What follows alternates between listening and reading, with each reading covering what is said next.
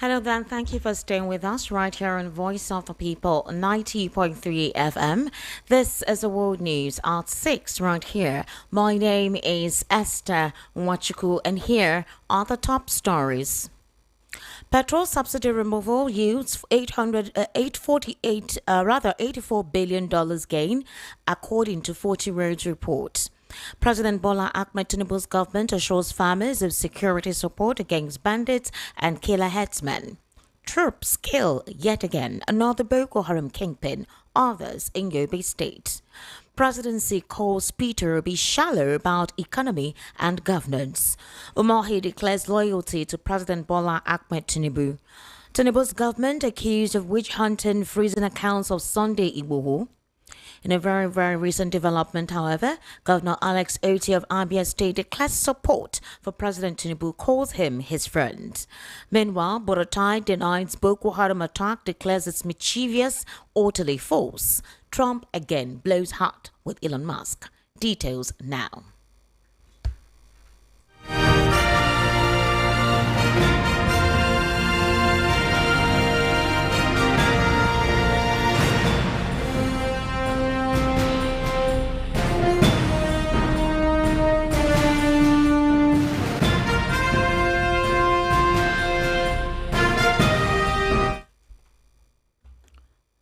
Thank you for staying with us. The World News at 6 begins with this very recent development where the federal government recently stated that the removal of petrol subsidy by President Bola Ahmed Tinubu ended a historic financial drain that cost Nigeria over $84 billion and has helped finance 40 critical road projects across the country in 2 years. This was disclosed in a policy explainer published by the National Orientation Agency titled 2 Years Later, Key Benefits of Subsidy Removal. The document, which assessed the gains of subsidy removal since May 29, 2023, stated that the policy saved the country from imminent economic collapse and enabled the Tinubu administration to settle decades-long financial obligations, ramp up capital expenditure, and stabilize subnational economies. According to the National Orientation Agency, Tinubu's widely debated subsidies gone declaration on his first day in office ushered in tough reforms that have since yielded tangible fiscal gains across various sectors. One of the major outcomes of subsidy removal, the NOA stated, was the improved financial autonomy of state governments. It also stated that most states previously struggling to pay salaries have become financially stable despite recent increases in the minimum wage. Thus, according to the agency, revealing that subsidy savings have held the Tinubu administration clear a $7 billion foreign exchange backlog owed to foreign airlines and businesses, which previously ranked Nigeria highest globally in outstanding forex obligations. It added that Nigeria's external reserves, despite debt service obligations and forex interventions, rose from $35 billion in May 2023 to $38.9 billion as of March 2025. Meanwhile, President Tinubu's government has assured farmers of adequate security to return to their families ahead of this year's rainy season to boost agricultural activities nationwide. The Minister of State for Defense, Bello Matowalle, made the statement in an interview with journalists in Maradun Zamfara on Sunday. He said forest guards have been deployed to secure farmlands and modern surveillance technology was being used to monitor and combat criminal activities. He added that the government plans to develop indigenous defense and warfare systems to address security challenges and potentially supply them to other countries. Mr. Matowalle urged governors to provide logistics support, including accommodation, operational vehicles, and intelligence gathering to assist in securing rural communities. He criticized some governors for engaging in blame games rather than supporting the federal government's efforts in addressing insecurity. He stressed that security is everyone's responsibility and called for public support for President Bola Tinubu's combined military and non-military strategies to end criminality nationwide. And still on insecurity, the troops of Operation Hard Kai, in a renewed offensive against Boko Haram terrorists with close air support from the air component, have neutralized another Boko Haram ISWAP terrorist kingpin, Malam Jida, in Inganzala, Jujba local government area of Borno State. Several other terrorists in the Timbuktu Triangle were also killed. This was disclosed by the acting Deputy Director, Army Public Relations Headquarters Theatre Command, Operation Hard Kai, Captain Ruben Koviangia, in a statement today. According to him, he disclosed that during the operations in Inganzala, troops came in contact with the terrorists, subduing them with superior firepower, resulting in the killing of Malam Jida, while others fled with gunshot wounds. Troops also, while on a snap ambush from another front into the Timbuktu village, came in contact with the terrorists, engaging them with heavy fire. Resultantly, several terrorists were neutralized during the encounter. Items recovered during the coordinated offensive include AK-47 rifles, terrorist motorcycles, large quantity of ammunition, AK-47 rifle magazines, rocket-propelled gun tubes, hand grenades, handheld radios, and other sundry items. Now, the presidency today took a swipe at the 2023 presidential candidate of the Labour Party, Mr. Peter Obi, over his comments on how President Bola Ahmed Tinubu has handled resources from the removal of fuel subsidy. Well, the presidency accused the former governor of Anambra State of having a shallow knowledge of economics and governance. The presidency's attack was as a result of the comments made by Mr. Obi when he appeared on a Monitor television program where he called on the government to account for the billions of money generated from the subsidy removal. So Special Advisor to the President on Policy and Communication, Daniel Abure-led, on his X handle, formerly Twitter, accused Obi of interested in grabbing power but lacked the knowledge of economics and governance. In his handle, Abure said, "Is anybody watching Peter Obi on a Monitor television program? He actually agreed with our policy of removal of subsidy and unifications of the foreign exchange. He claimed that he would have done it better, or he would have done it better and more in an organized manner. However, anybody with rational mind knows these guys are just looking to grab power, but they don't have any alternative agenda. He seems to have very shallow knowledge of economics, governance." Remember, this is even an interview anchored by a member of his obedient movement. Oh, that's why you don't hear "I put it to you," nor backing like a Rottweiler. Yet, if it didn't day, it didn't day. However, let's take a very brief listen to Peter Obi, the 2023 presidential candidate, speaking via a Monitor television program earlier today, where he made some remarks concerning the fuel subsidy removal and a couple of other issues pervading or bedeviling the government. Maintained that I would have removed the fuel subsidy. If you go to my manifesto, it's there. Steps I would have taken to do it in an organized manner. There was nothing wrong in removal of subsidy. What is wrong is the haphazard way in which it was announced and implemented. Everybody knows that the subsidy regime was a solution of criminality, that there was a lot of corruption around everybody, which you needed to bundle that aspect out of it, do it in an organized manner. And since you're doing it for savings, we're told we're doing it because we don't want to continue to borrow to continue the subsidy. And the removal of it will be able to have available funds to be invested in critical area of development. With honest things, billions saved. Where is it? Where is he invested in those critical areas of development? They said they've given the money to the governors. That's what. No. They said they've increased their FAC allocation. Fine.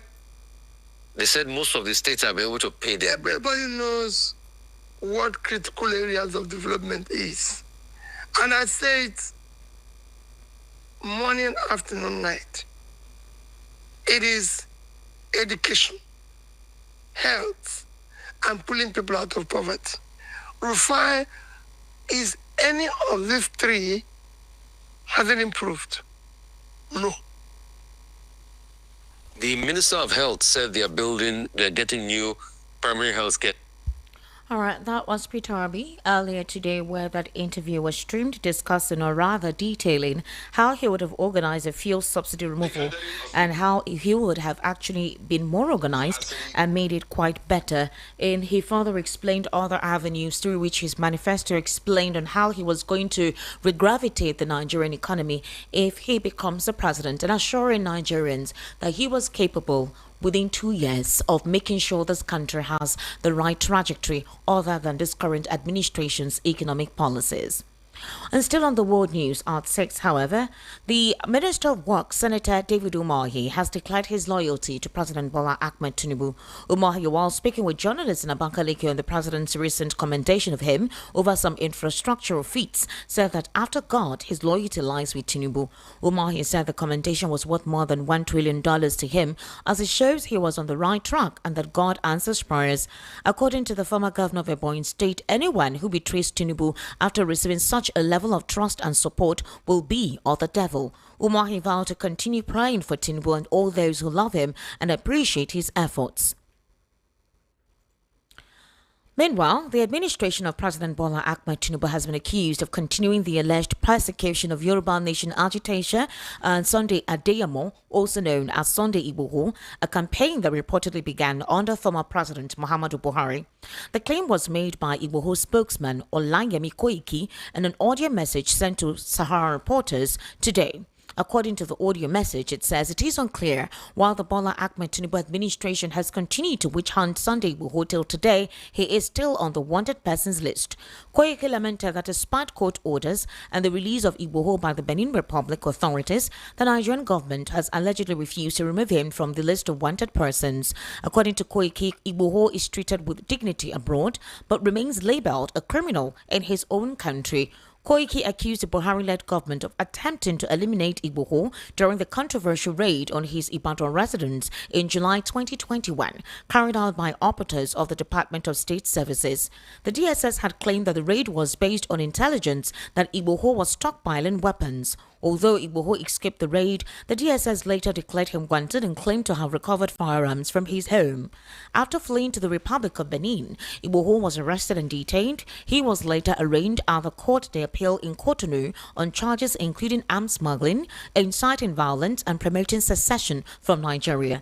His release by Beninese authorities in March 2022 was met with jubilation in parts of the southwest. Meanwhile, the Abia State Governor Alex Oti has revealed that his friendship with President Bola Ahmed Tinubu predates the current position they both occupy. According to the Governor of Abia State, he and President Tinubu have been friends before party politics, and it will remain so. Speaking of the fuel subsidy removal introduced by the Tinubu government, Oti expressed maximum support for the policy, saying it is in the best interest of the economy. The Abia State Governor submitted that it takes someone who can make difficult but courageous and necessary economic decisions to fix Nigeria's economy, and that is exactly what President Tinubu has done. Oti made the declarations on Sunday when he received in audience a former governor of Abia State and the senator representing Abia North District in the National Assembly, Senator Orji Uzor-Kalu and Senator Chris Adige, who once represented Abia Central Senatorial District. According to the Chief Press Secretary Ukoha Njoku Ukoha, Governor Oti added in his speech that the fuel subsidy regime was a scam and needed to be suspended. During the visit, Governor Oti said those already agitating about 2027 are only trying to play God, as there is no guarantee that they'll be alive by that time. He stressed the need to focus on the present, noting that those talking about the 2027 elections in 2025 are indeed trying to play God. Well, former Chief of Army Staff and ex-Nigerian ambassador to the Republic of Benin, Buratai, has dismissed as fake news report that Boko Haram insurgents attacked his convoy in Borno State. A lawmaker representing Borno Senator Ali Ndume, during an interview via Monitor television program on Sunday, claimed that Buratai's convoy came under heavy gunfire from insurgents. While raising concerns about the escalating insecurity in the northern region, Ndume said the retired army general and his accompanying soldiers were ambushed established near a frontline military base. The lawmaker further disclosed that a fierce exchange of gunfire ensued between the attackers and the troops escorting Buratai. However, in a swift denial through former army spokesperson S.K. Usman, Buratai described such claims as mischievous and utterly false. He stated that he was not attacked in any way, contrary to what was being falsely reported by some online media outlets. He disclosed that for the avoidance of doubt, he celebrated the Eid festivities peacefully in Abuja in the company of family, friends and well-wishers, and that he has remained within the Federal Capital Territory since then.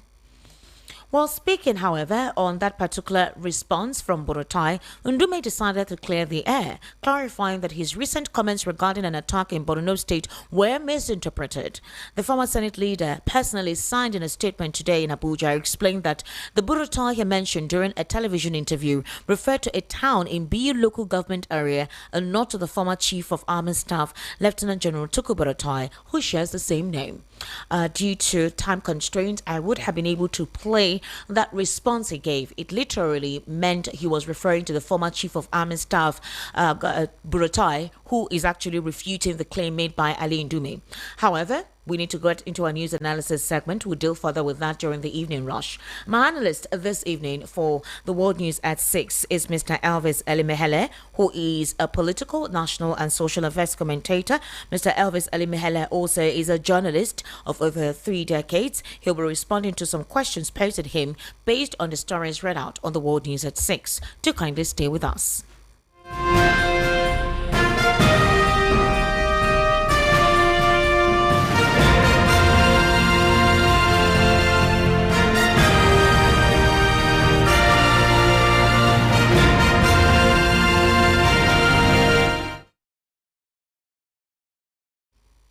All right, Mr. Elvis, good evening and thank you for joining us today. It's been quite a while. How are you, sir? Good evening. I'm fine. Are you? I am fine. Thank you for joining us this evening, Mr. Elvis Elimehele. Thank you.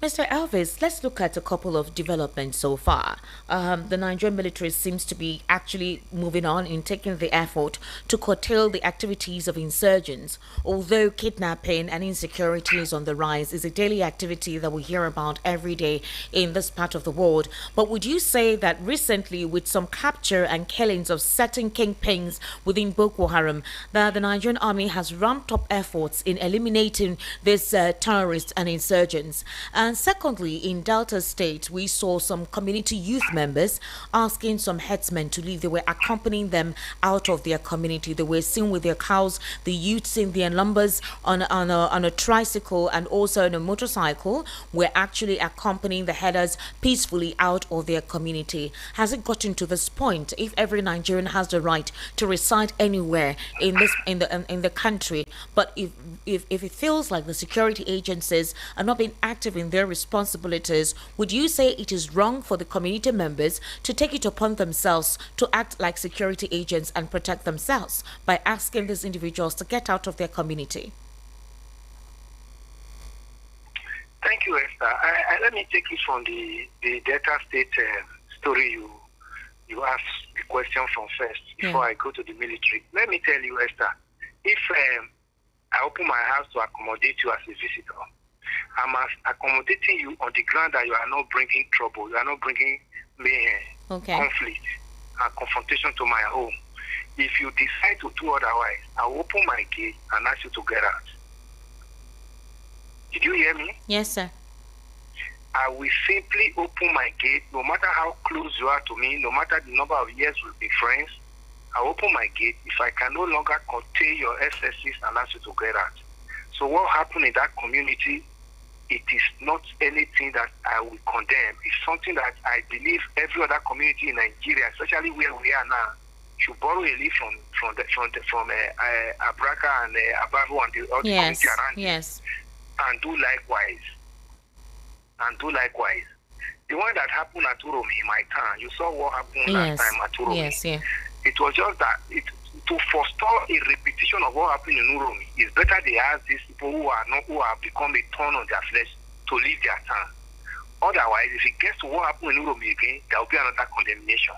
So you better leave now before you get to that level. If your friendship with me is no longer tolerant, I ask you to leave me. So I don't think there's anything bad in that. If we must live together as Nigerians, we must respect ourselves, respect our culture, respect our religion, and respect even our means of livelihood. You can't bring your cattle from the north, and come and cripple my means of livelihood in the south, which I'm using to feed my family.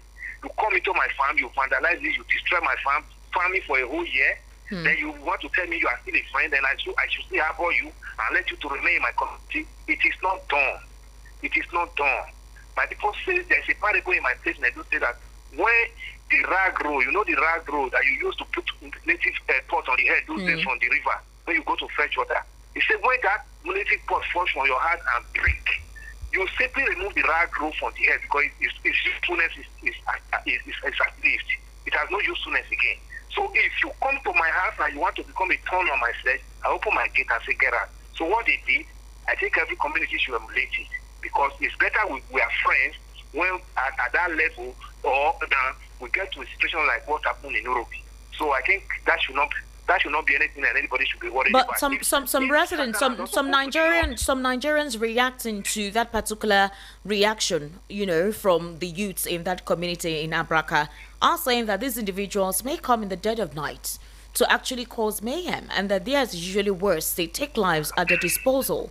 So, what do you think about that? Yes, that is the singular reason why they said they should go. If they have been living with them as friends, they won't tell them to go.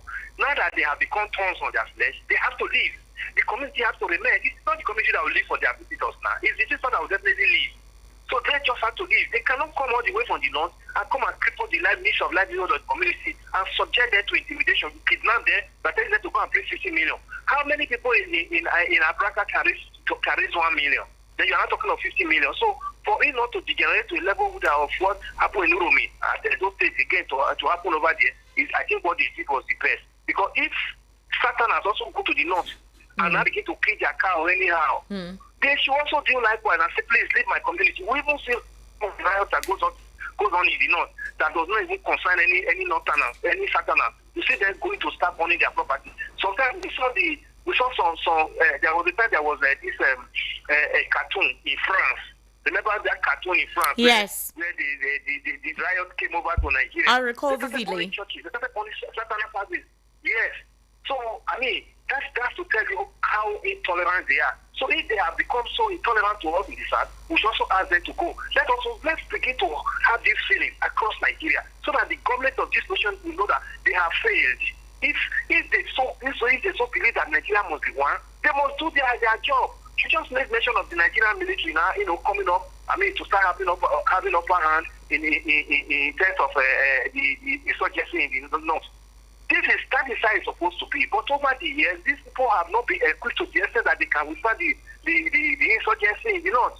Now, you see the number of deaths in Nigeria recently. You see the number of communities that have been sacked in the north recently. So if they should wake up now to their responsibility, then Nigeria should be happy. Remember some years ago when the current vice president was the governor of Borno State. He went to meet the former president Buhari and told Buhari in Aso Rock, the live video is here, that the insurgency are more sophisticatedly armed than Nigeria soldiers. Exactly. He sits here. He told that so if now that he's second in command in this nation, he doesn't know that what he said that time ought to have been shored up that Nigeria soldiers cannot be able to withstand the insurgency more than, as he expected to be. It's a failure on their part. They've done 2 years. Mr. Within these 2 years, we are seeing more of the killing. Well, it feels like most of these issues are being sidelined, or possibly the political bureaucrats are not taking attention to this or paying attention to this. They feel that the administration and the policies of the administration is working fine. They've expressed their loyalty. They've endorsed the president. They believe strongly in what he's doing. They've come out to claim that the rising insurgency is being perpetrated by those who are supposedly conspiring against this administration to ensure that the administration does not work. and they possibly want to usurp power. Well, amidst all of that, the political situation in the country is a major contributor, which seems to be affecting every aspect of governance. For example, I'm sure you watched the Monitor television program that was done earlier today on one of the television stations that, a couple of Nigerians actually watch. And while that particular interview was ongoing, reactions emanated from all and sundry, both on social media and in every other place where you can see people converge to have conversations. Now, reacting to what Peter Obi said, Daniel Bola has come out to actually write a tweet on X. According to him, he says that, is anybody watching at Peter Obi?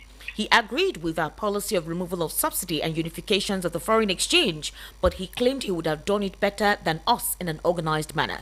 And then that he was asked, what is the organized manner? And that Peter Obi, he played with words, yet to arrive at agreeing with us. He says, anybody with a rational mind knows that these guys are just cooking to grab power, but they don't have any alternative agenda. He seems to have very shallow knowledge of economics and governance. So he says, remember, this is even an interview anchored by a member of his obedient movement, and that is why the person who was anchoring was not aggressive with him.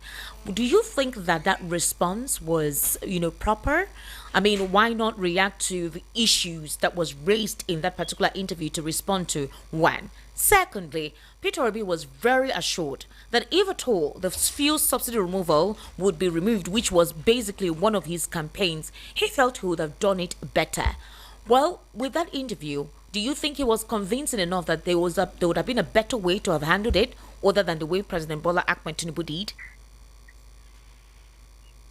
Yes, there would have been a better way. There would have been a human angle to the handling of the removal. Yeah, Nigerians have come to condemn fuel subsidy, generally agreed.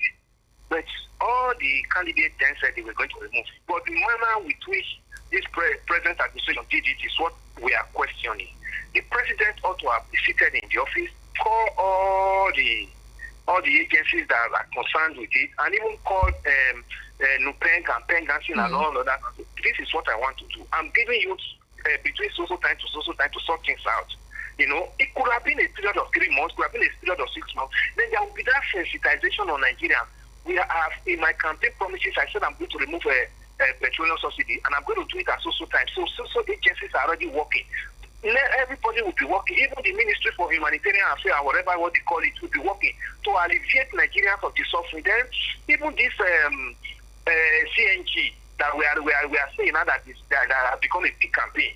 CNG will have how many CNG stations do we have in Nigeria today that even when you have managed to convert your car that you can drive in as well? Mr. Elvis, one pivotal statement, one very interesting statement or logical statement that Peter Obi made in that interview was, okay, you said that you were removing fuel subsidy, that a few elites were the ones benefiting from that subsidy, that Nigerians who were meant to benefit from it were not benefiting. So you decided to remove it to stop those elites from enjoying it. But it feels like, according to, the reaction, it feels like the president eventually removed the subsidy and gave it to those few elites, which means increasing the FAC allocation to state governors, increasing constituency projects for senators and House of Rep members, but that the dividends of that subsidy removal, the money itself, profits made, is not reflecting within the people. That's basically what he was referring to, the fact that it wasn't organized. So in that regard, would you say that the president was not possibly thoughtful in organizing the proceeds of subsidy removal?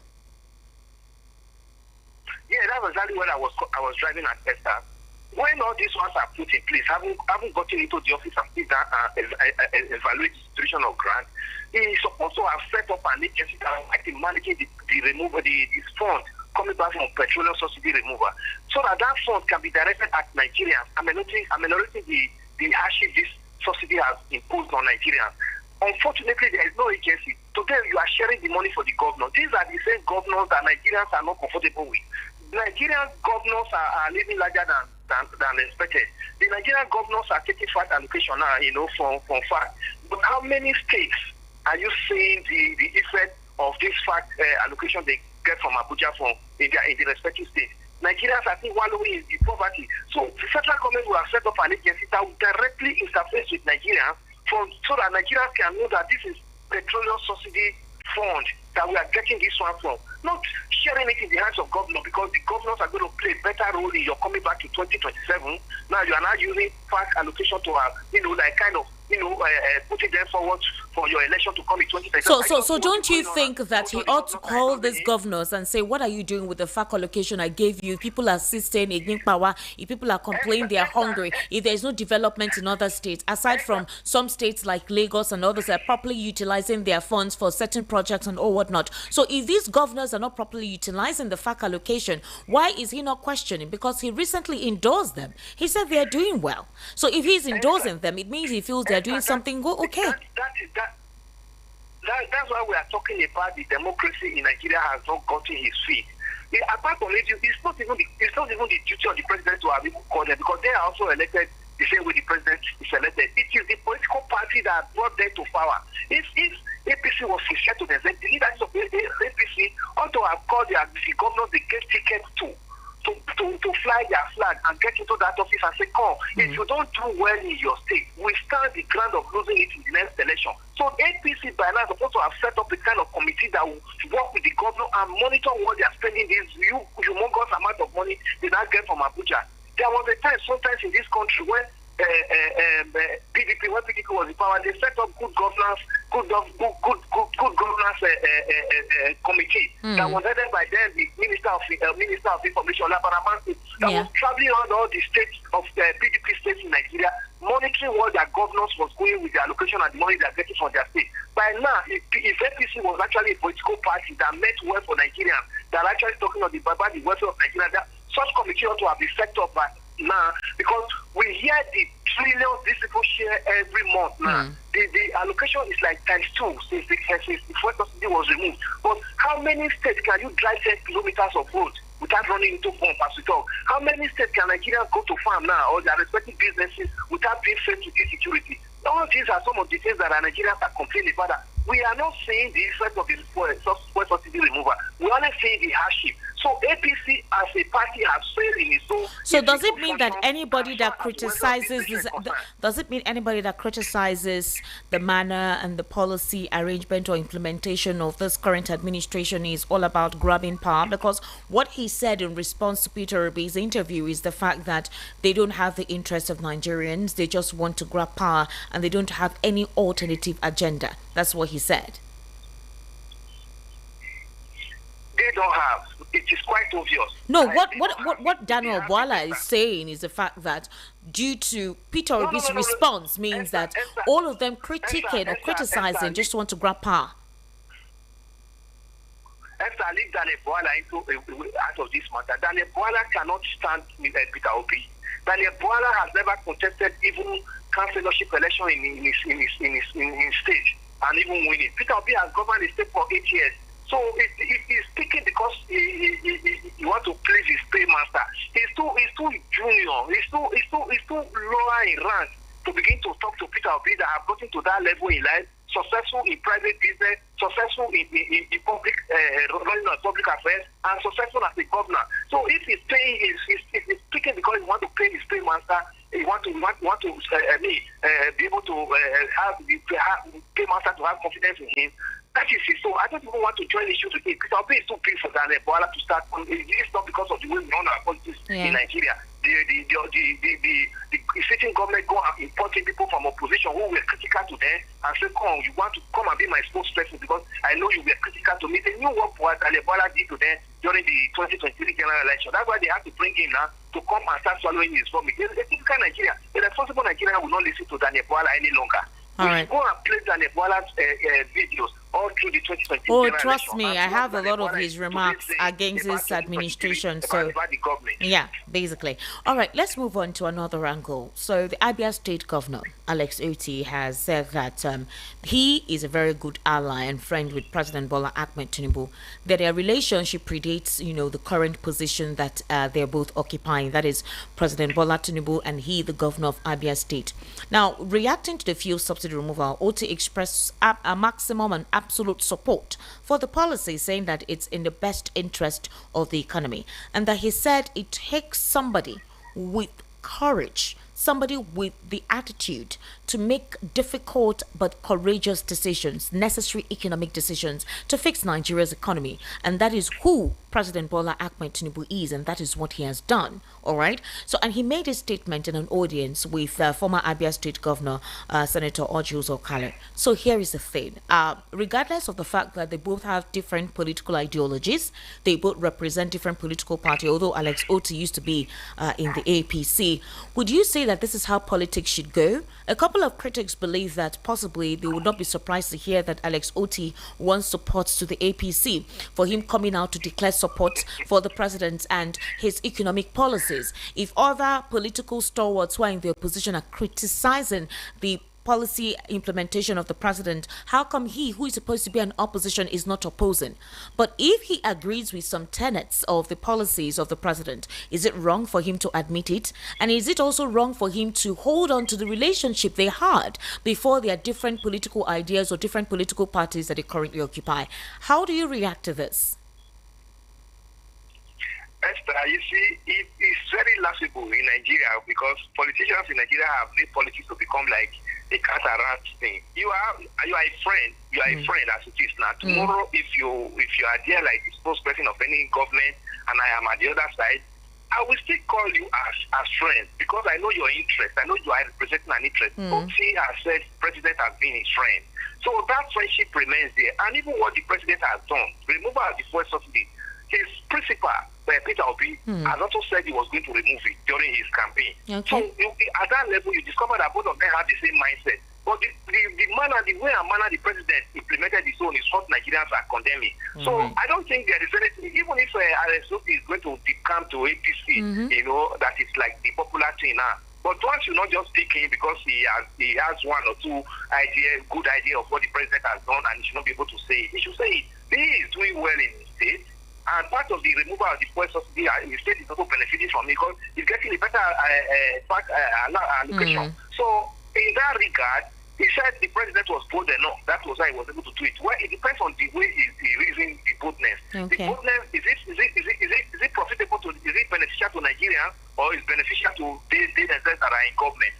Absolutely, it's beneficial to them. The governors are benefiting it, so they should praise him in that regard because we can even see what he's doing with his own. Some other governors, we are not seeing what they are doing. So, in other words, Mr. Elvis, the fact that one is in a different political party does not necessarily mean that one needs to hate another political party individual. It doesn't mean that one needs to spew hatred. So why is that not being encouraged? I mean, he's in a different political party. He's obviously an opponent of this administration, but he says that they are in the same administration. So he needs to support the president in order to make sure that their administration works. But it doesn't necessarily mean that their ideology is the same. So why would critics interpret Governor Oti's supposed support and allegiance for whatever it is the president is doing to mean that he's supposedly supporting corruption, or he intends to decamp, or maybe there is a friction between him and Peter Obi, or because of the situation within the Labour Party, there is a tendency that he's gradually letting people know that he may be defecting. Why do you think that line of thought is out there? Is it because of the hatred that is the genuine, the foundation of our political practice in this part of the world? Is that why people make such conclusions? Yeah, it is the way we play our politics here and the way politicians are taking it. You see, the movement of Abure-led and Moeno and Akwa Ibom and Delta has actually eroded that political interest among Nigerians in politicians. So, Alex is just speaking in this manner now. When they look at his colleagues who have just cross-carpeted, and carried everybody along, they could also be nothing such. But it doesn't really mean that because we have different political ideology, I should not also see some areas where you are doing well, and I also say this area should be encouraged. You understand? Because they go to Council of Economic Meeting, where all the governors sit with the vice president and review the economic situation of the nation. You understand? So at that level, they should also be able to advise that this area is good, but let's see how we can come up with this area and see how the interest here is that Nigerians will be able to see the government that they elected, or the government that is governing them, whether they elect them or island brought them in or judiciary brought them in, whatever form. Since you are now there as the head of the government, you must be able to give Nigeria, the welfare, to be able to feel your presence, within this next 4 years or 8 years, as the case may be. So Alex Otti should not be picked in that manner. Why if you want to cross-carpet, it is all right. His colleagues have been doing it, but because of the way his positions are so disappointed Nigeria, that's why we now read body languages of politicians. We now also read their speech and begin to have, come out with meanings and begin to analyze their speech. Ordinarily, there are some areas that the government is doing well that, he is part of the government, should be able to have said, okay, he's doing well in this area, and in this area, I think we still need to put our feet down and do more. So Nigeria should just leave that area. We should not begin to analyze Alex Otti, but his colleagues are the one that brought this analysis into his matter. Right. And Umoeno. We saw them the way they left. Including Imasuen, the Code of Ethics head of committee in the National Assembly. We'll be discussing that during the evening rush. Mr. Elvis Alimehele, thank you so much for giving us your insight or your own permutations or interpretation into some of the stories read out on the World News at 6. I sincerely do appreciate your input. It's my pleasure. Have a good evening. Have a good evening to you and enjoy the holiday. Tomorrow work begins. All right. And that's a wrap on the World News at 6 right here on Voice of the People, 90.3 FM. Join us for the evening rush at 7 o'clock, where we extensively discuss other issues across Nigeria's socio-economic and political landscape. My name is Esther Wachuku. Good evening and thank you for listening.